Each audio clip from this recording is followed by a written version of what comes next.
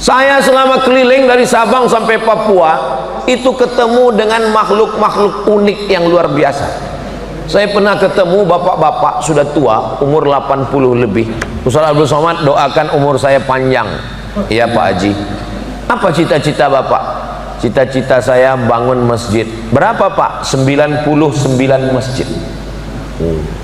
Masya Allah. Ada satu lagi ketemu umurnya 85, masih hidup. Apa rahasia bapak umur panjang? Saya doa sama Allah gini Pak Ustaz, ya Allah, matikan saya kalau masjid ini selesai. Terus masjidnya nggak saya selesaikan. Sampai sekarang nggak selesai Pak Ustaz. Gimana bapak bangun masjid nggak selesai? Saya bangun satu. Begitu udah mau selesai, saya bangun satu lagi. Begitu udah mau selesai, saya bangun satu lagi. Dan nggak pernah selesai. Setiap saya doa, ya Allah, matikan saya kalau ini selesai. Jadi memang manusia ini kepalanya sama hitam, isi kepalanya macam-macam. Ada yang hartanya mau habis. Ada satu lagi ketemu, dia hobinya bangun pondok. Bangun pondok, ketipu, pondoknya hilang. Bangun pondok. Bapak sudah bangun berapa pondok? Saya bangun pondok Pak Ustadz, yang ini diambil si Anu, yang ini diambil si Anu. Terus bapak bangun lagi. Sampai sekarang saya bangun terus Pak Ustadz. Kenapa bapak nggak berhenti? Karena semakin saya ditipu orang, rezeki saya makin berlimpah. Memang saya rencana nanti kalau waktu ada lapang, nggak sibuk lagi, saya mau nulis buku judulnya Manusia-manusia unik yang saya temui. Selama saya keliling ini, banyak manusia-manusia aneh yang saya jumpai, dan unik-uniknya itu untuk kebaikan. Ada satu lagi dokter, dia bayar zakatnya 5%. Saya bilang ini salah cara ngitung zakat. Zakat itu 2,5%. Kenapa kamu bayar 5%? Gini Pak Ustadz, petani yang pergi ke sawah, waktu pagi dia berangkat ke sawah itu masih bisa dibedakan ini orangnya, ini sapinya. Pas sore pulang kena lumpur, sama bentuknya. Kata dia ya, bukan saya yang ngomong. Tapi pas bayar zakatnya berapa Pak Ustadz? Saya bilang kalau pakai tada hujan 10%. Nah, kalau pakai irigasi 5%. Masa petani yang panas-panasan 5%, saya kok 2,5%? Saya tinggal pakai AC, pakai mobil, masa saya 2,5%? Saya malu sama Allah Pak Ustadz. Ya terserahlah Pak, saya bilang. Orang-orang begini ada. Jadi zakatnya tetap 2,5%. Yang kelebihan 2,5% itu dihitung sebagai sodakoh, bukan soman, sebagai sodakoh. Ternyata orang-orang yang begini ada, dimuliakan Allah Subhanahu wa ta'ala. Doakan anak kita rezekinya berlimpah, jadi orang kaya, bisnismen, supaya dia masuk dari babus sodakoh. Disinilah pelajaran bahwa umat Islam itu, siapa yang mengajarkan umat Islam mesti miskin, susah, pakaiannya compang-camping, melarat? Siapa ini yang mengajarkan? Yang mengajarkan itu namanya Abdul Ghafur. Ini Abdul Ghafur ini penjahat. Mohon maaf Pak Abdul Ghafur, jangan tersinggung ya. Nama aslinya Snok Horgronyi. Pura-pura masuk Islam, masuk ke kota Makkah karena syaratnya Islam, ganti nama Abdul Ghafur. 6 bulan di Makkah. Habis itu dia pulang mengadu domba umat Islam di Aceh. Lalu kemudian pindah ke Bandung dan pulang ke Amsterdam, mati di Belanda. Di batu nisannya bukan Abdul Ghafur. Itu menunjukkan dia kembali murtad. Snok Horgronyi. Untung dia ambil Abdul Ghafur. Coba kalau dia pilih nama Abdul Somad. Kenapa nggak saya tukar nama jadi Snok Horgronyi? Saudaraku yang dimuliakan Allah Subhanahu wa ta'ala. At-tajir, pedagang, as-soduq, yang jujur, al-amin, amanah. Pedagang jujur amanah, kalau mati ma'an nabiyyin, dia akan bersama nabi-nabi, wasiddiqin, bersama orang yang benar, wasyuhada, bersama orang mati syahid, wassalihin, bersama orang-orang yang soleh. Makanya anak-anak muda kita diberikan semangat, motivasi, entrepreneur, bisnis, dagang, jualan. Kamu jualan di mana? Kok nggak punya ruko? Kok nggak punya toko? Saya jualan online.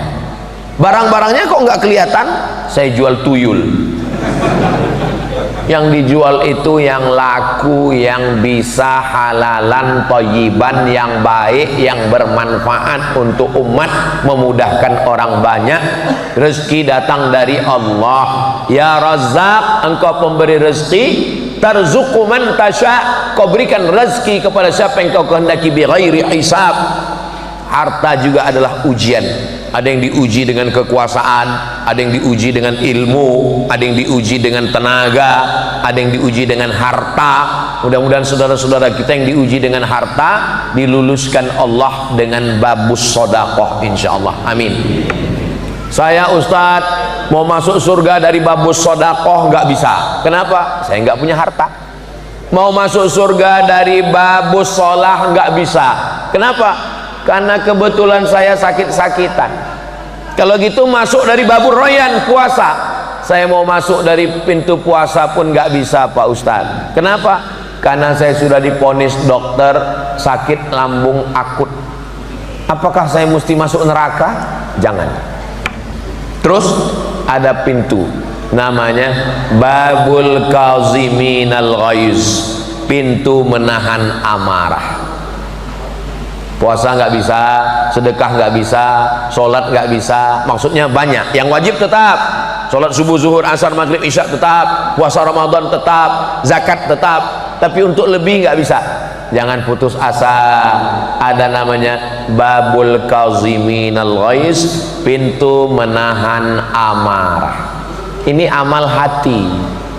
Tapi jangan dipilih.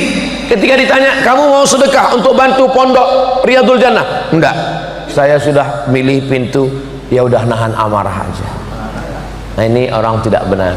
Kalau bisa kita masuk min haitsu syaa, masuklah dari pintu mana saja yang kamu mau. Masuk dari babus sholah bisa, masuk dari babus sedekah bisa, masuk dari babul kaziminal ghaiz bisa, masuk dari babul rayyan bisa, masuk dari babul jihad. Jihad, berjihad fisabilillah juga bisa. Siapa yang bisa masuk dari semua pintu? Yang bisa masuk dari semua pintu adalah Abu Bakar Siddiq. Mudah-mudahan kita termasuk golongan Abu Bakar Siddiq yang masuk dari semua pintu, insyaallah. Amin ya rabbal alamin. Kenapa Ustadz berhenti jam 6:25? Karena tadi mulainya jam 5.25, berhenti 6.25, sesuai dengan kode etik 600 ml, enggak lebih. Bapak Ibu yang dimuliakan Allah Subhanahu wa taala, menahan amarah. Ada orang sedekahnya banyak, sholatnya banyak, puasanya banyak, tapi marahnya juga banyak. Ibu kalau kebetulan suaminya pemarah, jangan balas marah. Karena marah dibalas marah, ledakan bom atom Hiroshima Nagasaki. Maka ibu nyanyi aja, Mas jangan marah-marah, nanti emas cepat mati. La taghdab walakal jannah, jangan marah maka kamu akan dapat surga insyaallah. Kalau lagi marah pas berdiri duduk, kalau pas lagi marah duduk baring. Marah itu kobaran api neraka, padamkan dengan wudhu. Begitu terasa marah, wudhu. Kalau sudah wudhu tetap marah, mandi. Kalau sudah mandi tetap marah, usahakan mandinya ke tengah laut supaya bukan cuma marahnya hilang, orangnya hilang sekalian. Ini Ustadz Somad ini apakah dia tidak pemarah? Saya orangnya cepat tersulut emosi, saya orangnya cepat marah. Maka saya tahu diri saya cepat marah, itu makanya saya nggak main medsos. Loh, jadi Ustadz nggak main medsos? Enggak. Itu Facebook, Instagram, TikTok itu diurus admin semua. Saya nggak tahu passwordnya, karena kalau saya tahu passwordnya itu saya serang semua itu haters itu. Saya tahu diri saya, maka saya kasih tahu sama admin kamu yang urus. Makanya kalau ada yang DM jangan tersinggung, jangan sakit hati. Itu kan banyak yang komen, Ustadz baca DM kita dong, jadikan aku yang kedua ya, katanya. Saya tahu diri saya takut tergoda, maka saya berikan ke admin, saya tidak urus. Maka kita yang tahu emosi, halaka mru'un lam ya'rif qadrahu, celaka orang yang tidak tahu siapa dirinya. Kenali diri baik-baik. Saya ini orangnya pemarah, jangan pancing kemarahan. Maka kita jaga emosi diri kita dengan banyak-banyak berzikir, istighfar, sholawat. Subhanallah walhamdulillah wa la ilaha illallah wallahu akbar wa la haula wa la quwwata illa billahil aliyyil azim. Wasiqal ladzina taqaw rabbahum ilal jannati zumara. Ketika orang-orang beriman yang takut kepada Allah itu digiring masuk surga. Lalu futihat abwabuha, dibukakan pintu surga. Wa qala lahum khazanatuha, penjaga pintu surga berkata, salamun alaikum, selamat, tibtum, kamu sudah buat baik, fadkhuluha khalidin. Semua jamaah Riyadul Jannah ini masuk surga. Ketika jamaah Riyadul Jannah Boyolali masuk surga, yang pertama mereka cari adalah mana Ustadz Abdul Somad. Mereka masuk dari babus sholah, mereka masuk dari babus sodaqah, mereka masuk dari babul rayyan, mereka masuk dari babul kazimin al-ghaiz, mereka masuk dari babul jihad. Mereka nanya, "Endi Ustadz Abdul Somad?" Mereka tanya ke malaikat, "Malaikat, Ustadz Somad mana?" Malaikat menjawab, "Ustadz Somad sudah lama menunggu di ruang VVIP." Amin. Sebenarnya itu cara saya minta doa kepada jamaah supaya masuk surga Jannatul Firdaus. Kita tidak pernah berpisah karena kita selalu bersama dalam doa. Kalau ada saudara kita yang meninggal duluan, sebenarnya itu hanyalah penantian.